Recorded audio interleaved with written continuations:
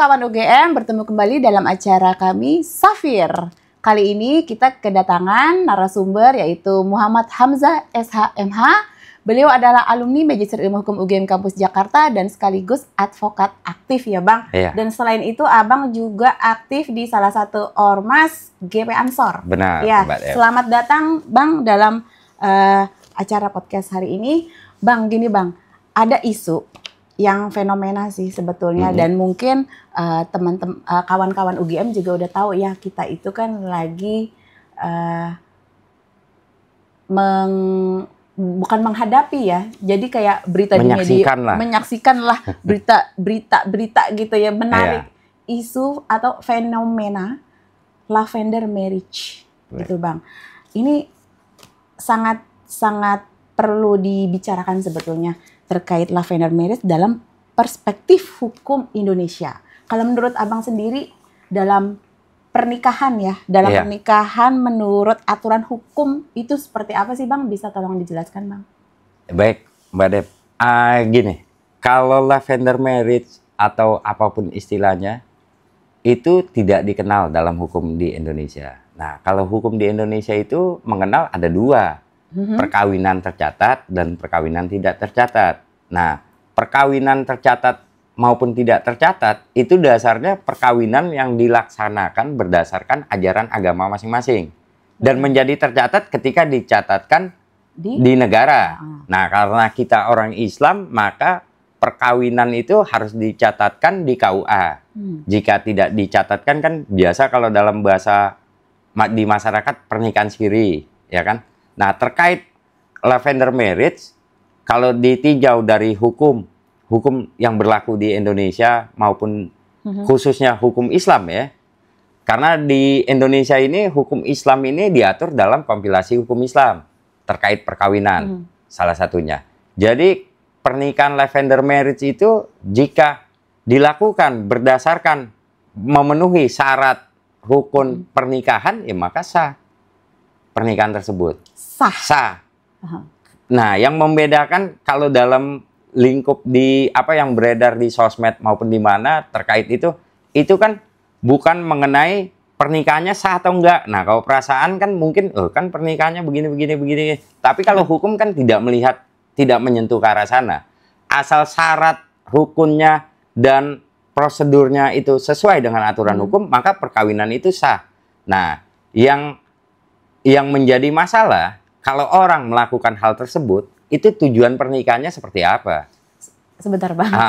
Ini kalau yang Abang bilang tadi kan yang tercatat dan tidak tercatat. Nah, kalau lavender marriage ini dilakukan yang satu yang tercatat, yang satu tidak tercatat, itu aturannya gimana sih Bang? Enggak, gini. Maksudnya gimana sih? Lavender marriage mungkin lebih cocok dimaksudkan tuh untuk pernikahan yang tercatat, tapi niat mereka menikah itu bukan untuk menjalankan rumah tangga sebenarnya. Seperti itu kan? Ya, kebanyakan yang hanya untuk mendapatkan status sebagai suami istri. Nah, kalau untuk hal-hal seperti itu ya dalam hukum di Indonesia ya perkawinan itu sah. Tapi secara norma atau etikanya nih, tujuan pernikahannya seperti apa? Karena sebagaimana kita tahu kalau dalam KHI tujuan pernikahan itu kan untuk mewujudkan rumah tangga yang sakinah, mawadah, dan warohmah. Betul. Ya kan? Nah, kalau bicara ke sana, nah tujuan yang nikah seperti itu tuh apa? Itu yang jadi masalah. Nah, terkait secara hukumnya, ya perkawinan tersebut sah. Bang, gini Bang. Kalau lavender marriage itu telah dilakukan gitu. Di awal tuh sebetulnya sakinah mawadah warohmah kan begitu. Tapi di tengah jalan ternyata ada yang aneh nih, ada yang belok. Kan? Terus nah itu kalau dalam hukum misalnya itu ada pidananya nggak sih? Maksudnya kalau udah ketahuan misalnya itu di mata hukum, apakah itu tindakan asusila, cabul, atau gimana sih Bang itu? Nah gini, maksudnya ada dalam pernikahan yang sah muncul pihak ketiga, ya kan? Nah, kalau dalam konteks aturan hukum yang berlaku saat ini, ya, itu biasanya kan ada wanita idaman lain atau pria idaman lain, ya kan? Dan itu orang ketiga yang hadir dalam pernikahan. Nah, hal tersebut bisa diadukan dengan delik perzinahan. Oh, tetap perzinahan. Ya, tetapi yang jadi masalah kalau konteks lavender marriage, kalau kita lihat backgroundnya di negara-negara barat sana, itu kan untuk pernikahan untuk menutupi orientasi seksual, ya kan? Sampai hari ini juga yang saya baca di media itu ya biasanya dalam mangkok komunitas LGBT sih. Nah, itu yang jadi gitu. Kalau pertanyaan Mbak Dep ke sana terkait LGBT, itu yang menjadi masalah kan? Misalnya seorang istri itu memiliki suami yang mempunyai pria idaman lain yang sesama jenis, begitu kan? Nah, konteksnya gimana itu kalau dalam hukum? Kalau untuk hukum perkawinannya itu menjadi salah satu alasan untuk mengajukan gugatan perceraian. Dan jika memang bisa dibuktikan dan terbukti di persidangan, maka majelis hakim itu pasti akan memutus perkawinan tersebut untuk bercerai. Apalagi dalam konteks hukum Islam ya. Jika terjadi hal-hal seperti itu kan perkawinannya berarti rusak. Perkawinannya fasakh, jadi wajib majelis hakim ya. Iya. Yang kayak gini sebetulnya menular sih. Yang tadi awalnya baik-baik saja ya. Ternyata yang di tengah itu she and he kan begitu. Nah, itu kan fenomena yang beda dengan lavender marriage. Kalau lavender marriage itu biasanya kita tahu memang kedua-duanya nih sama-sama tahu dan hanya butuh status, yang perempuan punya suami, yang laki-laki punya istri. Dan mereka itu memang tidak ada niatan untuk mewujudkan rumah tangga yang menurut aturan hukum ya, atau aturan agama. Betul. Nah, itu kan pasti ada resikonya tuh Bang. Dampaknya yang awalnya tadi ya untuk menutupi ya stigma sosial, dan pada akhirnya akan berdampak sosial juga bagi salah satu dari mereka itu. Benar. Nah, itu apa resiko melakukan pernikahan kayak gitu tuh gimana tuh Bang? Gini, ketika kita melakukan perbuatan hukum pasti ada resiko atau dampak hukum juga kan. Nah, pernikahan yang seperti itu yang tujuannya tanda kutip segala macam lah. Jika itu dilakukan secara legal, secara resmi, maka sejak pernikahan sampai terjadinya perceraian itu kan ada percampuran harta kalau tidak dilakukan perjanjian pisah harta. Maka dampaknya setiap hasil yang diperoleh di masa perkawinan itu menjadi harta gono gini. Itu dampak dari sisi finansial ya. Kalau dampak misalnya dari pernikahan tersebut akhirnya memiliki keturunan, kan kesian untuk anak tersebut. Betul. Ya kan? Jika anak tersebut memiliki istilahnya kedua orang tua yang orientasinya tidak orientasi yang seperti itulah. Kalau yang menjadi korban salah satu misalnya suaminya ya yang melakukan itu, istrinya taunya belakangan gitu kan. Nah, untuk pemerintah ada gak sih aturan yang mengatur, undang-undang yang mengatur gitu untuk melindungi si korban atas perbuatan seperti itu? Nah, ini terkait yang sesama jenis ini di saat ini tuh kemarin KUHP lama atau apa itu belum ada yang mengatur. Tetapi setelah kalau kita lihat di Undang-Undang Nomor 1 tahun 2023 mengenai KUHP yang baru lah istilahnya. Di pasal 414 itu ada tentang bagian perbuatan cabul. Nah, perbuatan cabul dalam KUHP baru itu sudah mengenal perbuatan cabul yang dilakukan antara lain jenis maupun sejenis, jenis kelamin. Nah, itu di sana tuh ada banyak tuh aturannya. Ancamannya juga dari 1 tahun 6 bulan sampai ada yang 12 tahun. Yang 12 tahun itu yang kayak apa tuh? Nah, yang 12 tahun itu biasa yang dilakukan dalam lingkung terhadap anak atau terhadap orang yang ada di bawahnya. Jadi gini, terobosan hukum terkait KUHP baru, yang mana di situ juga banyak dosen-dosen kita dari UGM yang ikut turut serta dalam pembuatan itu merancang KUHP baru. itu dibedakan. Ketika orang yang melakukan itu punya kontrol atau punya wewenang terhadap korban, itu pasti ancaman hukumannya lebih berat daripada yang tidak punya. Maksudnya gini, atasan terhadap bawahan, guru terhadap murid, ya kan, orang tua terhadap anak. Itu ancaman hukumannya berbeda dengan orang yang tidak saling mengenal.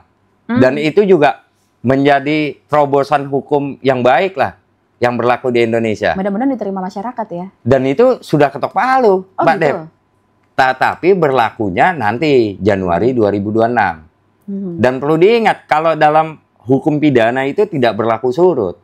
Jadi kalau kejadiannya sekarang mau dilaporkan setelah berlaku itu tidak bisa. Oh ya Bang, dulu kan kita membuat undang-undang terkait apa ya 2018-2019 tapi ada penolakan ya? Iya, itu KUHP baru itu. Yang kayak nah, kalau dulu 2019 itu sudah disahkan, ya kan?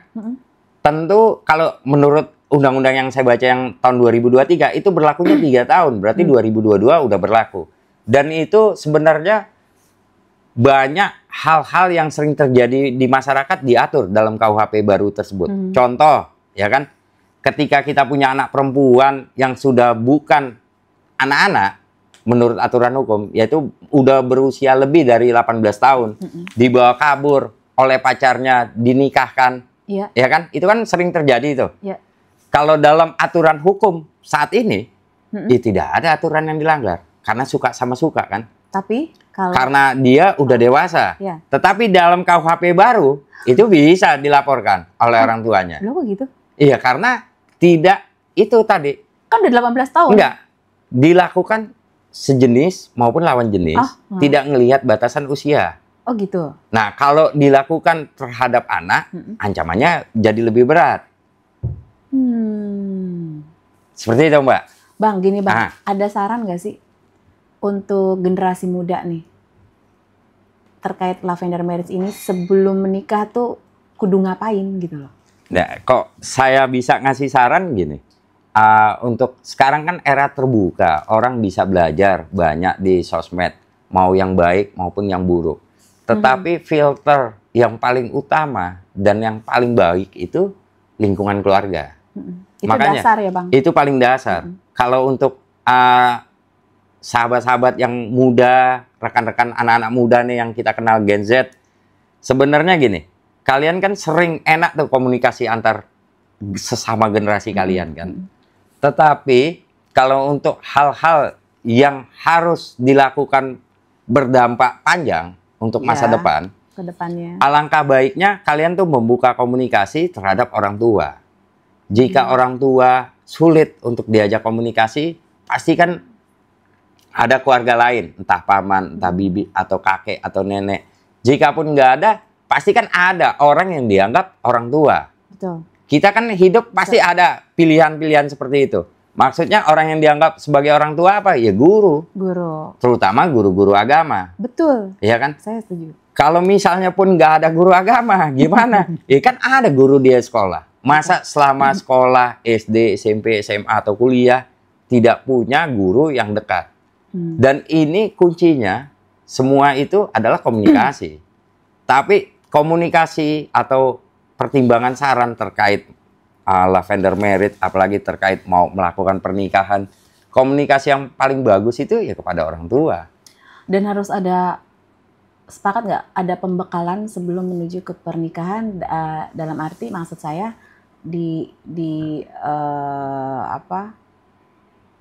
sepasang kekasih ini harus kayak melakukan kursus gitu ya, kursus pernikahan. Iya sih. Ya, memang sebenarnya gini. Pemerintah harus memikirkan itu sih. Sebenarnya gini, kalau untuk kursus pernikahan, pembekalan pernikahan, ya kan, kalau untuk umat Kristiani itu ada. Nah, di umat Islam memang sudah seharusnya ada juga. Saya juga lupa, rumornya waktu itu sempat mau dibuat. Tapi saya tidak mengikuti ya aturan hukumnya. Memang harusnya itu hal-hal yang dilakukan. Nah, kalau dalam konteks Islam, selama ini hal-hal seperti itu terkait perkawinan kan biasa diajari saat kita mengaji. oleh guru-guru kita. Nah, saat ini kan eranya udah berubah nih, udah banyak. Apalagi yang ngajinya online kan. Jadi gimana caranya supaya ini? Memang harus dibekali melalui kursus. Karena kan pernikahan itu tuh menyatukan dua orang yang harus satu pemikiran atau satu tujuan untuk hidup. Apalagi dalam konteks hukum Islam. Pernikahan itu berlaku di dunia dan di akhirat, ya kan? Berdampak ke akhirat kita. Makanya dalam hal pernikahan, ya tidak bisa main-main atau mengambil langkah sendiri tanpa berkomunikasi dengan orang tua maupun keluarga yang lain. Betul. Ya, mudah-mudahan generasi muda ke depannya akan lebih baik ya, Bang. Khususnya di negara kita nih. Jadi yang ngurusin begituan juga kayaknya agak-agak abstrak sih sebetulnya permasalahan ini. Jadi kayak agak ribet nggak sih? Itu kan masalah personal sih sebetulnya. Benar. Tapi yang direpotin ya akhirannya kan. Nggak, kadang gini. Kita selalu berpikir ini kan masalah personal, pernikahan pribadi. Tapi kalau konteks sebagai negara terhadap masyarakatnya, ini ada kepentingan negara. Karena kenapa? Dari pernikahan itu kan timbul. Ada anak-anak yang menjadi generasi penerus bangsa. Iya. Itulah konteksnya kenapa negara mengatur, karena terkait investasi untuk penerus bangsa kita. Itu Mbak Dep. Aduh, menarik banget nih Bang Hamzah. Hari ini tema kita itu benar-benar yang kita bahas yang fenomena, yang isu-isu yang lagi hangat itu ya. Mungkin kedepannya kita akan bahas terkait isu yang lain, tapi nggak jauh-jauh dari hukum perkawinan ya. Baik, Oke. Baik, kawan UGM, demikian acara Safir pada hari ini dengan Bang Hamzah yang sangat menarik sekali untuk kita pelajari ya Bang ya, untuk supaya kedepannya menjadi insan yang lebih baik lagi. Selamat menunaikan ibadah puasa bagi kawan UGM. Sampai ketemu lagi di acara Safir selanjutnya. Bye-bye. Bye-bye.